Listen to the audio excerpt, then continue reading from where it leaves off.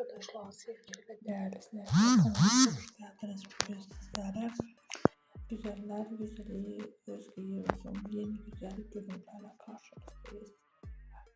Doğan'ın Kanunu dizisinden Doğa rolünü canlandıran güzeller güzel oyuncumuzun yeni görüntülerle devamı gelmesini istiyorsanız kanalımıza abone olmayı unutmayın. Umarım videomuzu beğenirsiniz. Hoşça kalın arkadaşlar. Bizden bu kadar.